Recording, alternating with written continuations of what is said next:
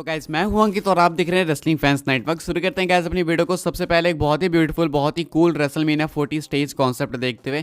Coast to coast design को आप लोग जानते होंगे, ये हमेशा बहुत ही यूनिक आइडियाज़ के साथ आते हैं एंड काफ़ी रियलिस्टिक आइडियाज़ के साथ आते हैं। तो इन्होंने भाई रेसलमेनिया 40 का स्टेज कॉन्सेप्ट जस्ट पोस्ट करा है एंड ये आप लोग देख सकते हो कितना कूल दिख रहा है। मेरे हिसाब से भाई ये बहुत ही अच्छा है। अगर ऐसा कुछ देखने को मिल जाए तो अच्छा होगा। बाकी आप बताना कैसा है, इसको थोड़ा सा डाइसेक्ट करते हैं, देखते हैं क्या क्या एलिमेंट्स हैं। तो यहाँ पे स्टेज पे मेन एंट्रेंस पे एक बहुत ही जाइंट स्क्रीन है। अब ये जो स्क्रीन है भाई वो रेसलमेनिया 31 32 जैसी है, बहुत ही लंबी है। उसके बाद आगे में एक्सएल यानी 40 रेसलमेनिया 40 का साइन कह लो। एंड देन है रेसलमेनिया की लेटरिंग वो 40 वाली नहीं, ठीक है, वो लेटरिंग WRESTLEMANI है। तो ये भी बहुत अच्छा टच है। ये रेसलमेनिया 31 एंड 28 की याद दिलाते हैं। लास्ट ईयर भी था ये वैसे रेसलमेनिया में। साथ में पीछे देखोगे तो भाई बिल्डिंग्स आपको देखने को मिलेगी। अब ये चाहे तो प्रॉपर बिल्डिंग्स भी बना सकते हैं, नहीं तो पीछे एक स्क्रीन भी है, मैंने आपको दिखाई है कल वाली वीडियो में। वहाँ पे भी कुछ ऐसा इफेक्ट वगैरह डाल सकते हैं ताकि ऐसा लगे कि 3D है, ठीक है। तो ये बहुत ही ब्यूटीफुल लग रहा है, बहुत ही कूल लग रहा है। बाकी आई थिंक रैंप साइज भी अच्छा है। एंड अगर देखोगे ओवरऑल लाइटिंग, तो भाई ओवरऑल जो लाइटिंग है वो भी काफ़ी परफेक्ट है। ये जो गोल्डन एंड ग्रीन का मिक्सचर है बहुत ही ब्यूटीफुल लग रहा है। तो अगर ऐसा कुछ देखने को मिल गया तो मेरे हिसाब से भाई बहुत ही अच्छा होगा। एक चीज़ आपको बता दूं कि इससे पहले कई बार हुआ है कि जो कोस्ट टू कोस्ट डिजाइन ने कॉन्सेप्ट दिया है, WWE एक्चुअली में वैसा ही स्टेज बनाती है। बिकॉज ये कुछ भी ऐसे आइडिया लेके नहीं आते हैं, कहीं ना कहीं ये सेटिंग देखते हैं, उसके बाद कंस्ट्रक्शन प्रोसेस देखते हैं स्टार्टिंग का, अपने सोर्सेज से कंफर्म करते हैं एंड उसके बाद लेकर आते हैं कॉन्सेप्ट। तो काफ़ी हद तक चांसेस रहते हैं कि इनका जो कॉन्सेप्ट है वो रियल साबित हो। तो इसलिए मैं आपको दिखा रहा हूँ कि भाई इनका कॉन्सेप्ट है, शायद ये रियल भी साबित हो सकता है। एंड जिस तरीके से कंस्ट्रक्शन स्टार्ट हुआ है वो देख के लगता है कि ये पॉसिबल भी है। बिकॉज इन्होंने भाई जो लेटरिंग है वो लगानी चालू कर दी है, साथ में वो नीचे एक बड़ा सा स्क्रीन भी लगाएंगे ये लोग। तो देखना होगा क्या WWE ऐसा बनाती है या फिर नहीं, लेकिन अगर ऐसा बनाएंगे तो मेरी तो भाई कोई भी कंप्लेंट्स नहीं होगी। बाकी अगर कहीं मौका मिल जाए, जगह मिल जाए भाई बेल वगैरह लगाने का जाइंट सा, तो वो भी लगा सकते हैं। अभी आपको ये स्टेज कॉन्सेप्ट कैसा लगा कमेंट करके बताना। प्रॉपर वीडियो आप लोग जाके देख सकते हो इनके चैनल पे, coast to coast design channel पे। वहाँ पे कोडी रोड्स के एंट्रेंस वगैरह के साथ है, तो वहाँ पे भी आप जाके एंजॉय कर सकते हो। अभी ये मैंने आपके साथ शेयर करा क्योंकि मुझे बहुत ज़्यादा इंटरेस्टिंग लगा था।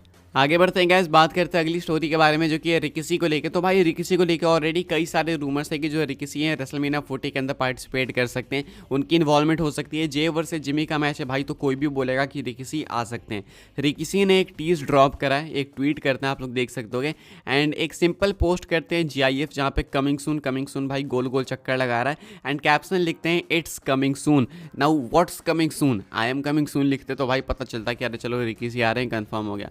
बट अब ये कंफर्म भी नहीं करा इन्होंने, साथ में टीज भी करा है, तो इट्स कमिंग सून कहते हैं। बाकी देखना होगा भाई जे वर्सेस जिमी में इनकी इन्वॉल्वमेंट होती है या फिर नहीं। हालांकि अभी बहुत ही कम टाइम बच चुका है। अगर आप देखोगे तो कल एक स्मैकडाउन होगा एंड उसके बाद सिर्फ एक रॉ और एक स्मैकडाउन बचा हुआ है। अब यहाँ पे अगर रिकिसी नहीं आएंगे तो देन रेसलमेनिया 40 में अगर उनकी इन्वॉल्वमेंट होगी तो या तो वो डायरेक्टली रेसलमेनिया 40 में आने के बाद ही होगी या तो नहीं होगी। मुझे लगता है अगर यहाँ पे नहीं होगी तो भी चांसेस हैं कि रेसलमेनिया 40 में डायरेक्टली आपको रिकिसी मैच वगैरह में इंटरप्ट करते हुए या फिर मैच में घुसते हुए दिखें या फिर मैच में कॉम्प्रोमाइज़ कराते हुए दिखे, जब ये दोनों एक दूसरे को बहुत ही मार रहे हो तो इमोशनल एंगल दिखा सकते हैं। बाकी अभी के हिसाब से भाई देखो क्या होता है। रिकिसी ने ऐसा टीज वगैरह किया है, बाकी क्या ये रेसलमेनिया रिटर्न के ऊपर ही है या फिर उससे अलग है वो तो वक्त बताएगा। अभी के हिसाब से इन्होंने ट्विटर पर ये पोस्ट करा था। आगे बढ़ते हैं गाइस, बात करते हैं अगली स्टोरी के बारे में।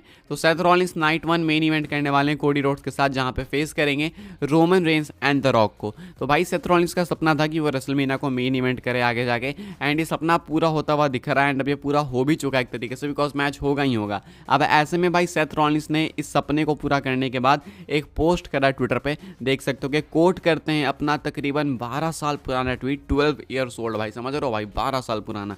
एंड यहाँ पे उस ट्वीट में लिख रहे थे, वो 2012 का ट्वीट है, लिखा था इन्होंने यहाँ पे, I will main event WrestleMania one day and we will change the world together. इन्होंने तभी प्रॉमिस करा था एंड अभी इसी को कोट करके वो बैनर दिखाते जो कि मैंने आपको कल दिखाया, जो कि लिंकन फाइनेंशियल फील्ड के बाहर लगा है। एंड ये है आपका नाइट 1 का मेन इवेंट। कुछ कैप्शन नहीं लिखा है, सिंपली भाई अपनी विक्ट्री को सेलिब्रेट करते एक तरीके से। लेकिन ये बहुत देर तक सेलिब्रेशन चला नहीं, बिकॉज रोमन ने भाई इसका तहस नहस कर दिया। रोमन इसको कोट करते हैं एंड इतना गंदा मीम पोस्ट करा भाई, पूछो ही मत। आप खुद ही देख सकते होगे, अगर भाई मीम नॉलेज है आप में थोड़ी सी भी एंड आप मूवीज़ वगैरह देखते हो तो आपको पता चल गया होगा कि कैसा मीम है। लेकिन अगर जिनको कुछ नहीं पता, मैं उनको सिंपल कॉन्टेक्स्ट दे दूँ कि ये शायद कोई मूवी या कोई सीरीज थी, द 40 ईयर ओल्ड वर्जन करके। एंड यहाँ पे स्टारिंग सेथ रॉलिंस, मतलब भाई इसका इतना पुराना सपना अब टूटा, अब खत्म हुआ। यानी रेसलमेनिया मेन इवेंट करने का, यानी रेसलमेनिया मेन इवेंट नहीं कर रहा था तो वो एक वर्जन था। बहुत गंदा मीम है, इतना एक्सप्लेन कर दिया मैंने तो उतना फ़नी नहीं लगा होगा, लेकिन एक्चुअली में काफ़ी फ़नी है ये। तो रोमन रेंस काफ़ी ब्रूटल ट्रोलिंग करते हैं, ड्रू मैकिंटायर से शायद भाई क्लासेस वगैरह ले रहे हैं रोमन रेंस। तो ये कुछ था रोमन रेंस का रिएक्शन सेथ रॉलिंस की इस मैसिव अचीवमेंट के ऊपर। नेक्स्ट हम लोग बात कर लेते हैं भाई इनके ही सील्ड ब्रदर के बारे में, जो कि अभी AEW के अंदर है, यानी जॉन मॉक्सली के बारे में। भाई जॉन मॉक्सली को हो क्या गया है, क्या हो गया है, ये आप देख सकते हो कि जॉन मॉक्सली की फोटोग्राफ मैंने तो पहले पहचाना ही नहीं, किसी ने ट्रिपल एच बटिस्टा के साथ इनकी फोटोज पोस्ट करी थी, मुझे समझ ही नहीं आया कि अरे जॉन मॉक्सली है क्या भाई, लेकिन ये जॉन मॉक्सली है। ये सर देखो इनका, एक बाल नहीं दिख रहा होगा, बिल्कुल सफाचट।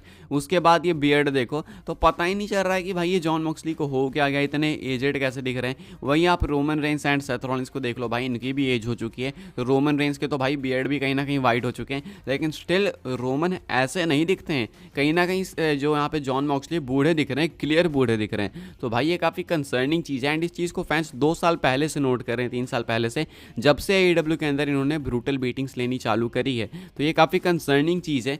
आखिर ऐसा क्यों हो रहा है, जॉन मॉक्सली को क्या इस पर ध्यान देना चाहिए अपने, बिकॉज हेल्थ ही सब कुछ है। एंड एक फॉर्मर सील्ड मेंबर को ऐसा देखना पसंद बिल्कुल नहीं आ रहा है फैंस को, एंड वो बिल्कुल नहीं चाह रहे हैं कि जॉन मॉक्सली इस हालात में रहे। तो भाई एक फॉर्मर सील्ड मेंबर थे, बाकी 2 मेंबर्स देख लो कहाँ पे हैं भाई, WrestleMania night 1 night 2 main event कर रहे हैं, साथ में चैंपियंस भी हैं, एंड अभी कितना बेटर दिखते हैं फिजिक में देख लो या फिर लुक वाइज देख लो। लेकिन जॉन मॉक्सली की कंडीशन काफ़ी बद से बदतर होते जा रही है। क्या थॉट्स है इसको लेके कमेंट करके बताना। आगे बढ़ते हैं गाइस, बात करते हैं अगली स्टोरी के बारे में, जो कि रोमन रेंस को लेके एक इंटरेस्टिंग अपडेट। क्या आपको पता है कि रोमन रेंस साल 2020 में ऑलमोस्ट रिटायर हो गए थे, ऑलमोस्ट तो क्या हो ही गए थे, ये चीज़ हमें अब मालूम चल रही है, पहले मालूम नहीं थी।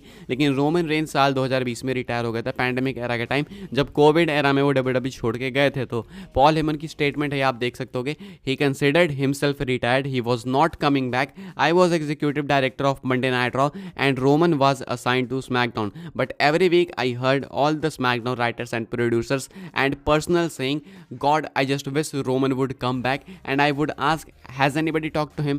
Yeah, he says he's retired, he's not coming back, no way, thanks a lot, done, finished, goodbye. So the fact that he came back for this run, for what we have accomplished, is nothing sort of a miracle, because as far as he was concerned, he was out. Paul Heyman ने clearly बताया कि जब वो Monday Night raw के executive director थे, जब Covid era था, उस टाइम रोमन स्मैकडाउन में असाइंड थे, एंड जब कोविड एरा आया तो रोमन चले गए। उसके बाद स्मैकडाउन राइटर्स प्रोड्यूसर्स भाई इतने ज़्यादा कंसर्न थे कि पूछो ही मत, वो लिटरली इस चीज़ को पता नहीं लगा पा रहे थे कि रोमन आएगा या फिर नहीं। तो जब पॉल हेमन ने उनसे बात करी तो कहते हैं वो राइटर्स की हाँ भाई हो गया, वो कहता है रोमन कह रहा है कि वो रिटायर हो चुका है, ये रोमन का मैसेज था, कहते हैं कि रोमन ने कहा है कि वो रिटायर हो चुका है, he is done, goodbye, finished, ऐसा करके। यानी कि रोमन 2020 में रिटायर हो चुके थे। वापस किस तरीके से पॉल हेमन ने अग्री कराया या फिर रोमन कैसे अग्री हुए इस ट्राइबल चीफ वाले रन के लिए, वो एक मिराकल ही है, ऐसा कुछ कहते हैं पॉल हेमन। एंड कहते हैं कि अभी जो देख रहे हो भाई ये सब का सब मिराकल है, बिकॉज वो रिटायर 2020 में ही हो चुका था।